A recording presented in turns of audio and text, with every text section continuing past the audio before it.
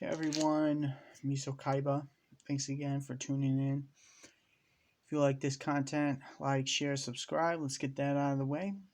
So today, I was walking around and I found an amplifier equipped only to Jinzo. This card's activation and effect cannot be negated. The equipped monster's effect, trap cards, and their effects on the field cannot be activated. Negate all trap effects on the field because becomes your opponent cannot activate trap cards or the effects on the field. Negate all trap effects your opponent controls. When this card leaves the field, destroy the equipped monster. So pretty awesome. I got that. Um, Found it on the ground. I was at the card shop, and today I was playing some Magic, and I won this pack. So I'm going to open it with you guys because you guys mean so much to me, and I greatly appreciate you guys always being there for me, watching my videos, checking out my cards, hitting me up to buy, sell, and trade. Okay, guys, let's jump into it. I got 15 draft booster pack here of Zendikar Rising, the new one that just dropped maybe a week or two ago. So there you go. You know, for me personally, when it comes to Magic, I don't really like to buy Magic cards. Most people just give me decks to play because uh, I just think Magic is overpriced. I play Yu-Gi-Oh, I play Pokemon, I play Dragon Ball Z, um, I play Buddy Fight, and I play a bunch of board games. And that's another thing. If you guys want to see content on board games, let me know. I'm gonna bring some to the channel, see how that goes. There's a lot of really fun board games out there. So definitely check it out. Um, I've got one coming up. It's called Smash Up. And then a few others. I'm not gonna spoil it for you. But as for Magic, I just think that they're overpriced, and most of the cards you get are garbage, especially in these draft boosters, display boosters, whatever, set boosters. Um, so Magic never really had uh, hollows. Their rarity was based off of these little symbols being black, silver, gold, and like a ember color, sort of like this color here. So either way, it's black is common, silver's uncommon, gold is rare, and the amber color is mythic. Um, they never really had hollows, and that's why I like Yu-Gi-Oh and Dragon Ball Z and Buddy Fight. They have a pretty decent setup when it comes to different types of rarity. So Magic has been declining substantially in people wanting to play, and they have a huge problem within their database or their company as to how they're distributing cards, how people are reacting to these sets, and reprinting the same card over and over again with a different picture, just like this one that I just pulled, Negate. Um, Pretty standard card. And there's a lot of other standard cards that you need for Magic that you can't get because for some reason they don't want to do anything about that. A lot of the mechanics in the card game is broken. So like counter target non-creature spell, right? They have lands that are in the game that have effects, and any normal person would understand an effect is a spell. Okay, a spell is you activating an effect. Okay, uh,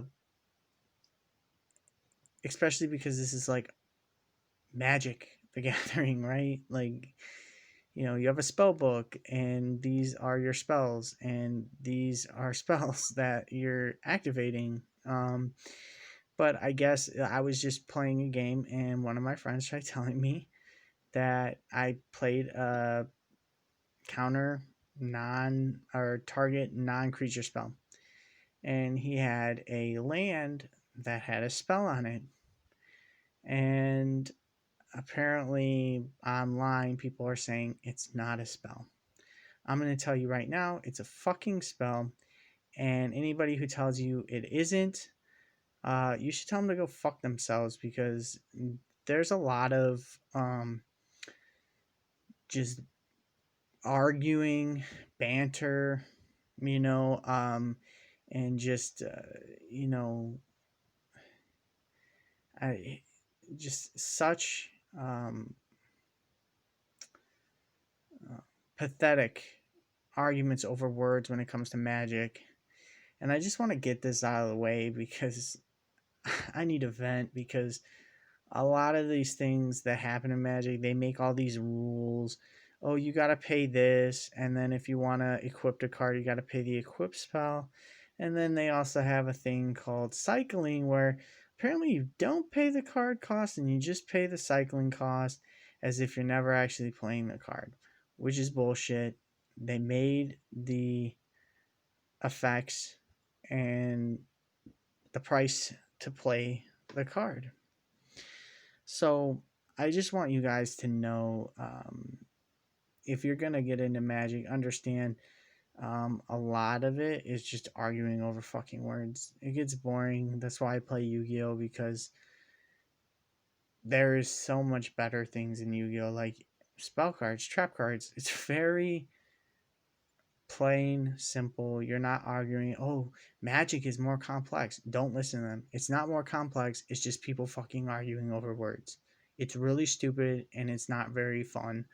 When the mechanics do not consistently operate correctly within a game, when the creators of the game or the people playing the game feel they can nitpick and cherry pick how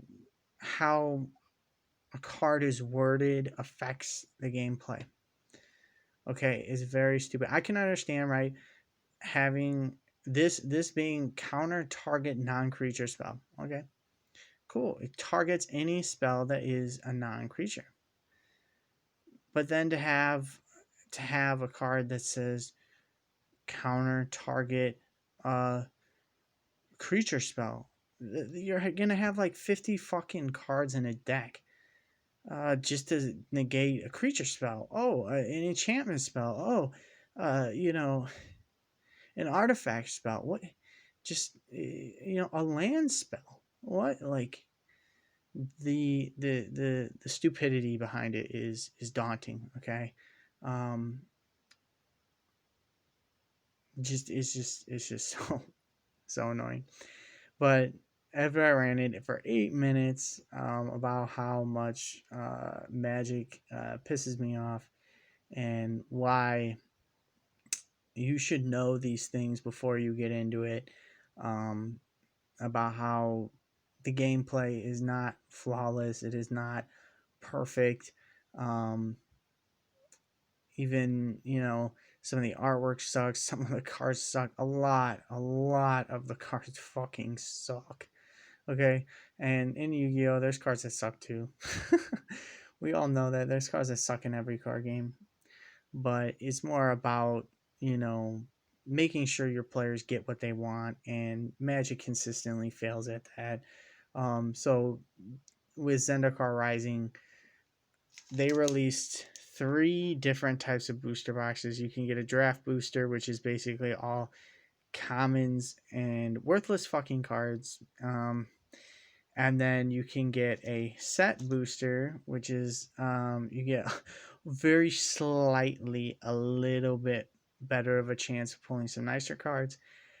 Um, then they released a collector's edition. Now, as an avid Yu-Gi-Oh player, Dragon Ball Z player, Buddy Fight card player, Pokemon player, I know that I should be getting cards for my money, cards that are worth the money, and that's what mainly I'm trying to get at here, is that Magic consistently rips off its customers to try and keep you acting like it's some big jackpot lottery. Uh, what are those slot machines? to get some good cards when this is a card game and Wizards of the Coast needs to be giving up the goods. They want my money. They better be giving up the goods. So I don't buy their products personally. I may buy a product here and there. Okay, if I feel like it's definitely something that I may play, I normally buy like dual decks. You know, any type of little cheap structure deck, but they overprice a lot of shit. Like commander decks, they're trying to charge you 40 $50 in some cases. Those cards are only worth, 15 to 20 bucks at max. And then, the structured decks maybe 10. And the thing is that they're full, especially the little structured decks, they're full of cheap junk cards. So let's jump into this, because you're going to see right here what I mean. This card, it's okay. You're paying 2 mana for 1 negate. It's That's kind of just pricey. Should just be 1. Counter target non-creature spell. The Ancient Core were a clever bunch with a taste of nasty traps, spikes, poison, fire, pouring forth with no warning. I've seen and disabled them all. If you intend to raid a Skyclave, you'd be wise to hire me on. So a lot of the things that Magic tries to put forward is some sort of backstory nobody gives a shit about because it's a card game. They had books back in the day. They don't really have books now. Mesa Links, Creature Cat. As long as it's not your turn, Mesa Links gets +0, +2. So it becomes a 2/3. But at this point, it's a 2/1 for 2 mana. Bullshit. Okay. Okay, we got a Tedder Peak Ambusher. Tedder Peak Ambusher gets +2, +0 until end of turn. It's a 1/3 and 1 and a fire. Okay. Blood Beckoning. Okay, Blood Beckoning. Sorcery. Kicker 3. You may pay an additional 3 as you cast a spell, so it's 4. Return target creature card from your graveyard to your hand. If this spell was kicked, instead return 2 target creature cards from your graveyard to your hand. Okay. Territorial Scry the Cat. Okay. Creature Cat, trample, landfall. Whenever a land enters the battlefield under your code, put a 1/1 counter on Tutorial Scry the Cat. Okay. Guz Gull Draz Mucklord. Okay, it's a crocodile. Costs 2 mana. It's a creature, crocodile. When Gold draws Mucklord dies, put a +1/+1 counter on target creature you control. Death comes in many forms. On Gold draws most of them slow, subtle, and agonizing. At least a monstrous crocodile offers swift death. 2/3. Okay. Nice. Rising Riptide. Creature elemental. Whenever you cast a kicked spell, Rising Riptide has base power and toughness 5/5 until the end of turn. That's decent. Marasa Brute. Okay. Creature Troll Warrior. That's definitely a troll if I ever seen one. 2 trees. A tree and 2, so it's 3. Some adventuring parties are made up of old friends. Their common bonds blistering them in the face of peril.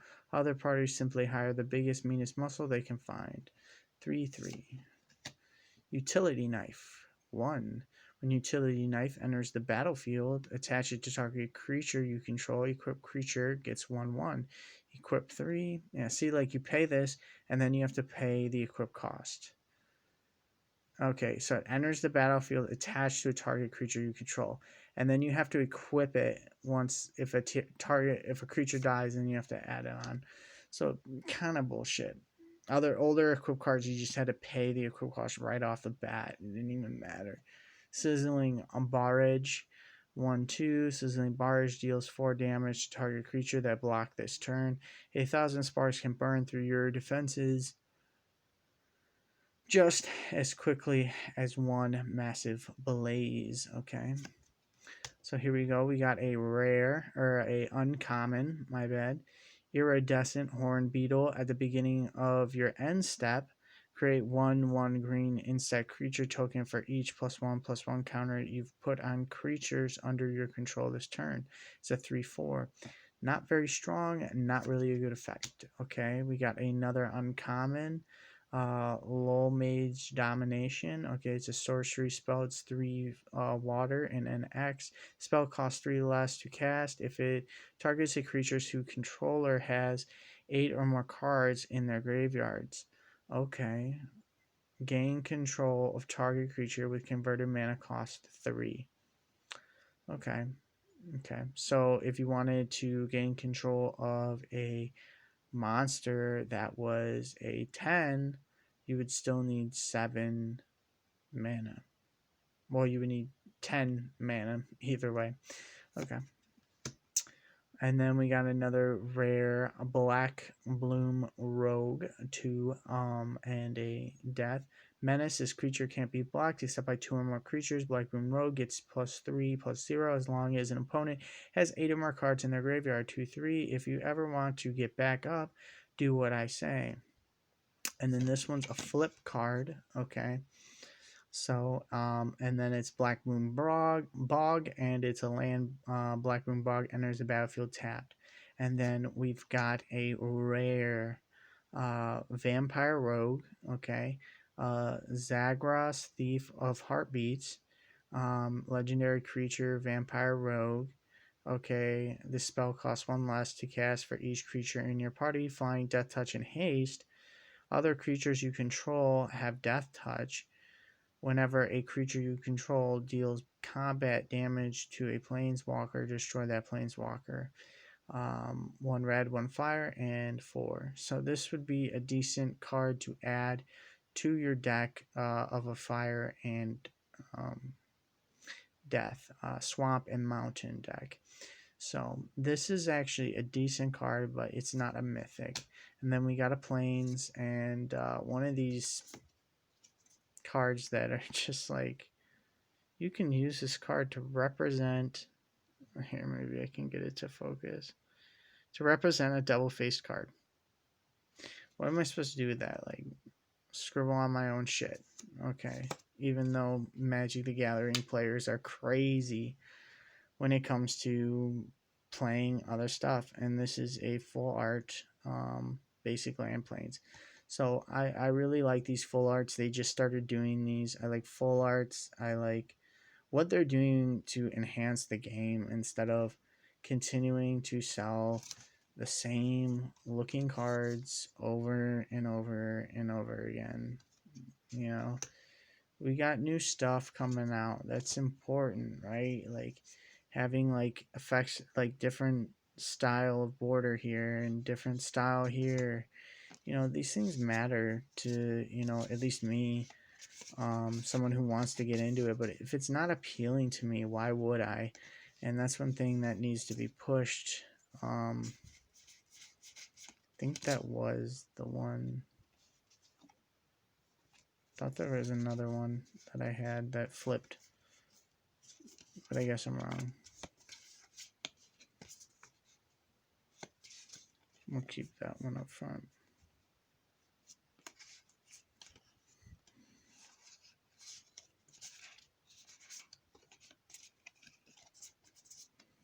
So there we go. Vampire Rogue, Blood Beckoning, Crocodile, Sorcery Spell, Riptide. You see what it is, and you know, they're decent, don't get me wrong, but definitely, you know, definitely a, and we only got one. So either way, 15 cards, right? Out of those 15 cards, how many are we really going to be able to use in a competitive deck?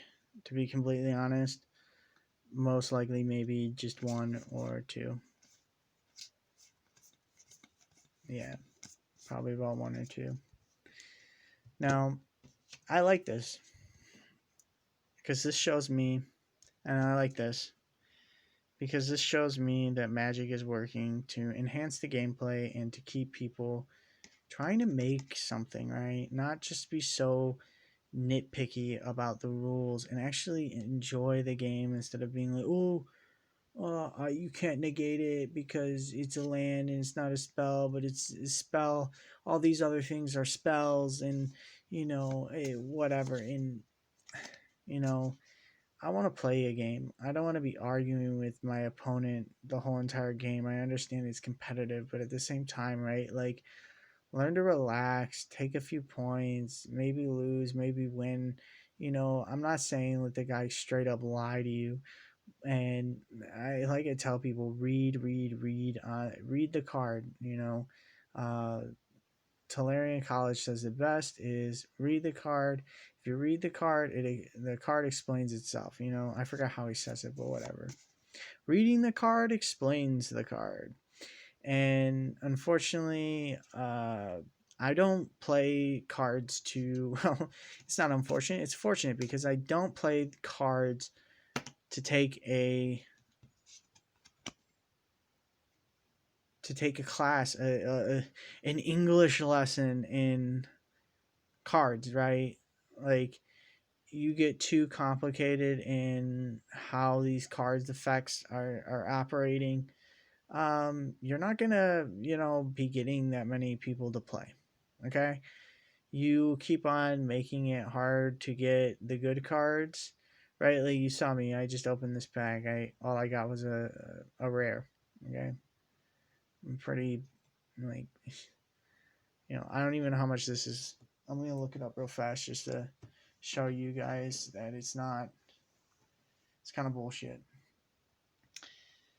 But they want close to 250. They were offering 150 for a collector edition booster box, which is you get 24 packs with better odds of getting what you want, more shiny cards, more cards that are playable, but they label them as rares, and mythics, as if labeling the cards that you need to play is rare and mythic is a good idea. No, that's not a good idea, because then guess what? No one's gonna play. Zargus,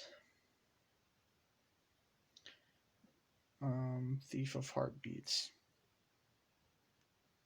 Okay, we're on TCG. This one card, right? Okay, is worth not even $1. Okay, it says right there, normal price 37 cents. Foil is a 50 cents. Buyer's list market price 11 cents to 95 cents. It says list median. Okay, nobody really ever goes off the list median. That's like the highest and the low, the highest minus from the low or whatever, right? It's not really effective list median. Um, or I think they're both added together. Whatever. I forgot math class. Don't fucking bitch at me. But I'm showing you, right? Like, out of this whole pack that they're gonna charge you uh, anywhere between $3 to $5 for, not worth it.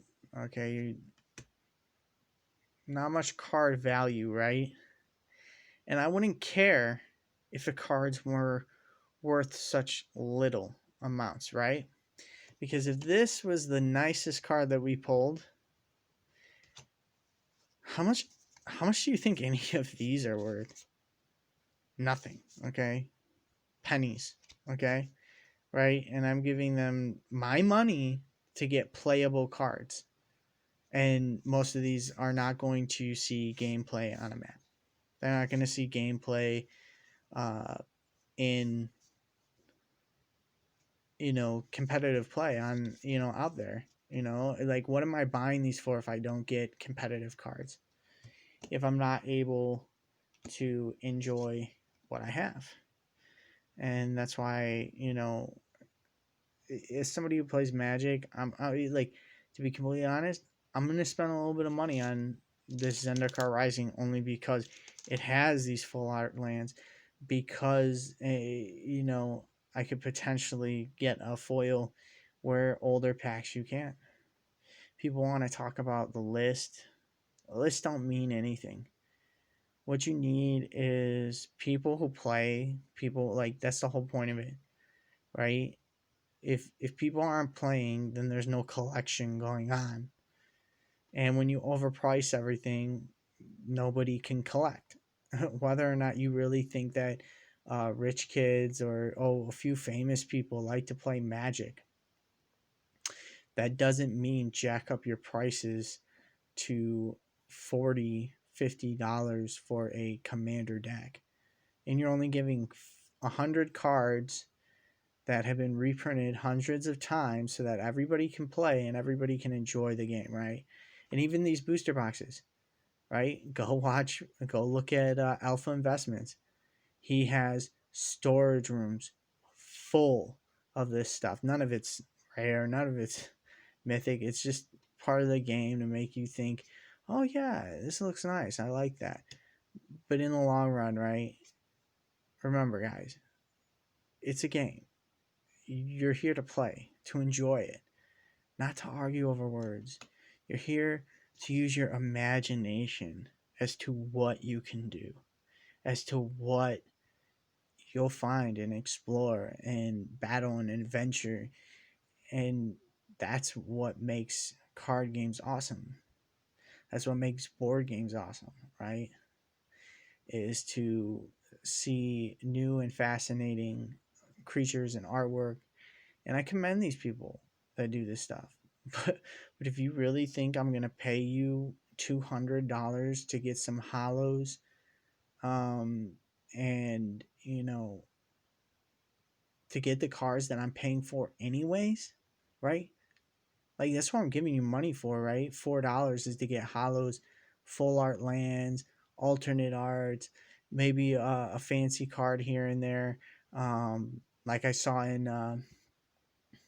Throne of Eldraine, the adventure decks, they have a lot of these different arts, and they're pretty cool, you know. But that didn't cost me any more money. But are these booster boxes worth $100 when they're not throwing in those rares? No, they're not. Like these $15 draft boosters are only really worth about $50, and one of the nicer ones, the collectors, probably about 75 to 100. Okay, I'm just telling you guys. You want more people to play. You want more friends to play with. You need to tell Magic straight up, like you're overpricing your stuff. And here's the thing, right? You get people to play the cards, they'll make money off of mats, sleeves, the video game, uh, other stuff, right? And that's what I do. That's why I like Yu-Gi-Oh! It's in my ball range, as to what I'm willing to pay, what it's really actually worth. Okay, and I can get a booster box from Yu-Gi-Oh for 35 $50, $50 for like some competitive cards, right? So I just want you guys, if you play Magic, to really think about what you guys are doing to other people who want to play, right? Like I've been to multiple tournaments. I've already spent hundreds of dollars, and the cards were worthless and junk. So it's not even like worthless as in like money worth, but as in like playing worth, right? Like look at how many like flying destruction or death touch and haste. That's great. Are you really gonna play this card when somebody else has this, 3 of these and whatnot? And why? Oh yeah, pay to play. That's not cool, guys. That doesn't mean you're a good player either. I'll tell you that much. It really doesn't mean you're a good player. Having good competition means making these available for, for a reasonable price and making it a competition. But thanks again, guys, for watching. Hope you guys enjoyed. Hope you saw some cards you like. Tell me if you've ever ran into a mechanic in a game, an effect, a way something is played, that you didn't like and that you don't feel is very feng shui with gameplay. So also, comment on some of the situations that you've ran into while playing cards that are daunting and just annoying, right? Like somebody who just argues over words all the time, or for me, I don't like having to call the judge over every 5 minutes because somebody is uh just jumping around and saying this is how my cards work, but anytime you do something with your cards, they tell you it doesn't work. And I want you guys to remember what I'm saying to you. Grab yourself by the balls or by your titties, and stand up for yourself and be like, yo, fuck you. This is how my card plays. This is how I'm playing it. Because it's all about imagination, and these are your cards. You get to decide how these words operate while playing. You know, I'm not saying go overboard and tell people off, but when someone tells you this spell costs one less to cast for each flying creature in your party, right? Or you have like, oh, but this isn't a spell or whatever, you know, saying like